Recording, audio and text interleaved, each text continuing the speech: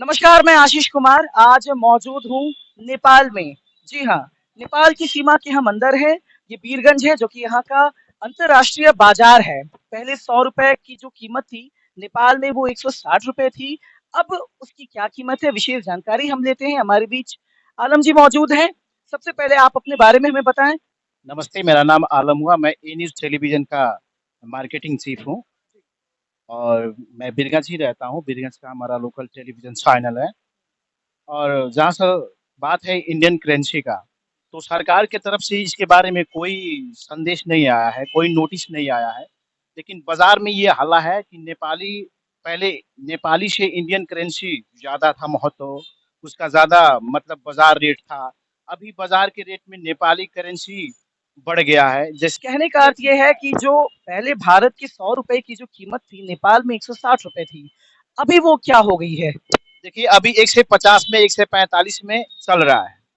तो कहीं न कहीं इसके अब माना जाए कि अब इंडियन करेंसी जो है, अब नेपाल में उतना जैसे ऑयल अब उसका जो कीमत है, कीमत उसका है। जो मूल्य है, वो 10 रुपए घट गया है। आप यही कहना चाहते हैं ना? लेकिन एक चीज़ बताइए, भारतीय गवर्नमेंट, इंडियन गवर्नमेंट जो है और नेपाली गवर्नमेंट जो है, इसके बीच तो ऐसी कोई औपचारिक बातचीत भी नहीं हुई है ना? ना ही कोई आधिकारिक बयान इस पे जारी किया गया है। तो फिर अचानक से ये कैसे? ये अचानक से 1 महीने के दरमियान हो गया, 1 महीना करीब-करीब होने लगा है। इसमें अब गवर्नमेंट की तरफ से या कोई राष्ट्र बैंक की तरफ से कोई सूचना हम लोग को मिली नहीं। नेपाल राष्ट्र बैंक जो है, उसकी तरफ से भी अभी कुछ ऐसा कहा नहीं गया है।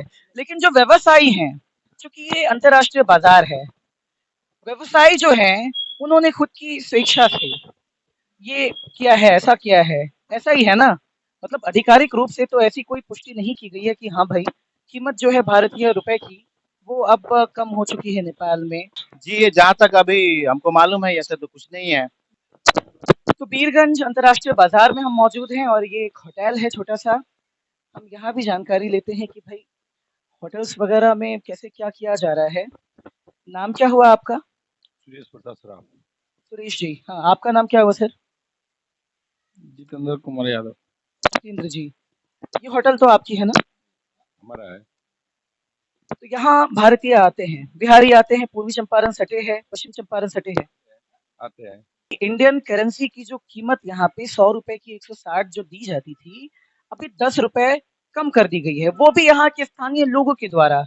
सरकार ने ऐसा कुछ नहीं किया, नेपाल सरकार या नेपाल राष्ट्र बैंक ने ऐसा कुछ नहीं किया है, यहाँ के स्थानीय लोगों ने ऐसा किया है। स्थानीय किया है। वीरगंज का ये घंटाघर चौक है, माई स्थान है, ये बहुत बड़ा ये बाजार है। नाम क्या हुआ आपका? सुधीश कुमार पटेल। सुधीश जी। ये दुकान आपकी है? नहीं, मैं स्टाफ हूँ, काम करने वाला हूँ। अच्छा, आप स्टाफ हैं। तो आप प्रॉपर नेपाली हैं या बिहारी हैं? पूरा नेपाली है 100%। अच्छा, आप नेपाली हैं।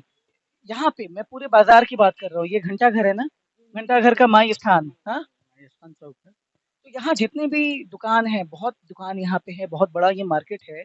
क्या सारे दुकानदार उसी रेट पे ले रहे हैं? 160 रुपए जो 100 रुपए की कीमत है, भारतीय 100 रुपए की, यहाँ 160 रुपए जो नेपाली कीमत है, क्या उसी रेट में सब ले रहे हैं? हाँ, अभी उसी रेट में ले रहा है और अभी 4-5 दिन पहले से अभी वही रेट चल रहा है जो अभी 5 दिन पहले तक ऐसा था कि कीमत थोड़ी कम हुई थी, कम था। लेकिन 1 अभी हफ्ता पहले ना 100 रुपए इंडियन को 150 ले रहा था। देखिए, ये कुछ अफ़वाहें भी होती हैं, कुछ यहाँ के लोगों की मोनोपोली भी होती है। क्योंकि देखिए, ना ही सरकार ने ऐसा कोई बयान दिया है, ना ही नेपाल राष्ट्र बैंक ने। तो ये जो हमने देखा, क्या वो यहाँ के स्थानीय लोगों की बदमाशी थी? ऐसे ही मतलब हाला हुआ था। जैसे काठमांडू को बैलेंस आया ना, वो बोल दिया था कि हिंदी फ़िल्म बैन कर देने के लिए उसका पैसा नहीं चलेगा, वही चर्चा पर थोड़ा पैसा कम ले रहा था। अभी नॉर्मल हो गया है, अभी जितना रेट चल रहा है ना उतने ही ले रहे हैं हम। अभी पूरे बाज़ार में हम माई स्थान की बात कर रहे हैं, घंटाघर जो कि बीरगंज में है। जितनी दुकान है, सब जगह 160 के हिसाब से लिए जा रहे हैं। इस हिसाब से चल रहा है अभी। अच्छा, 5 दिन पहले जब मामला थोड़ा गर्म था और कीमत भी कम हो गई थी और जो बैन की भी बात थी, ये भी जब सामने आ रहा था, तो क्या दुकानदारी में कुछ असर पड़ा था? असर तो उतना नहीं पड़ा था, नॉर्मली था। मतलब असर क्यों नहीं पड़ा? चूँकि देखिए, ज़ाहिर-सी बात है कि उधर के भी लोगों को झटका लगा होगा। लेने वाला आदमी उतना ही में ले रहा है सामान।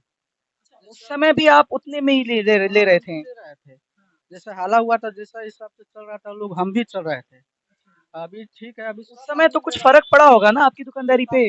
व्यापार पर तो थोड़ा फ़र्क पड़ा है। उधर से आदमी आता है, जैसे इधर पट्टू किनने, जैकेट किनने आता है। जो इधर का लुक रहता है ना, वो इंडियन आइटम में नहीं रहता है, इसलिए इधर लेता है, बहुत आदमी लेता है उधर से। तो ये 5-7 दिन पहले यानी प्रभाव पड़ा था। पड़ा था।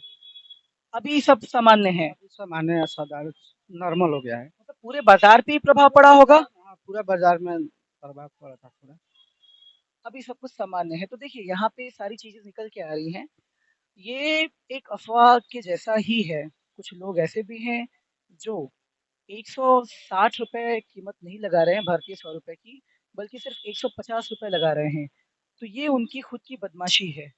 उनकी खुद की एक मोनोपोली है, क्योंकि यहाँ पे आधिकारिक तरीके से ऐसा कुछ भी नहीं किया गया है। आधिकारिक तरफ से कुछ नहीं किया है, ऐसे ही व्यापारी लोग का किया है। तो बाज़ार के ही कुछ व्यापारी 160 के हिसाब से ही सब कर रहे हैं, सामान्य तरीके से। लेकिन कुछ जो हैं, वो 150 के हिसाब से। नहीं, सब पूरा ₹160 लेते नहीं, हम किसी और जगह गए थे, इस जगह की हम बात नहीं कर रहे हैं। वहाँ पे वो 150 के हिसाब से ही दे रहे थे। तो कुछ ऐसी जगह हैं शायद। हैं। हाँ, ऐसा जगह होएगा, 2-3 जगह, 5 जगह वैसा ठाम होगा। बात रही ₹100 की कीमत नेपाल में कितनी है, तो बता दें कि इसकी कीमत जो है ₹160 है, यानी कि भारतीय ₹100 की कीमत नेपाल में ₹160 है, जो अभी भी पूरी की पूरी है। लेकिन कुछ जगहों पर, नेपाल की कुछ जगहों पर उसकी कीमत जो है 150 बताई जा रही है या फिर ₹145 बताई जा रही है। जब हमने इस पर कर्मियों से बात की, तो फिर नेपाल राष्ट्र बैंक के कर्मियों का कहना था कि ये सरासर अवैध है। अर्थात कि आज भी भारत के ₹100 की कीमत नेपाल में ₹160 ही है। जो व्यवसायी ₹150 दे रहे हैं या फिर ₹145 उसका मूल्य लगा रहे हैं, वो पूरी तरह से अवैध कृत्य कर रहे हैं। पकड़े जाने पर उन पर कानूनी कार्रवाई की जाएगी।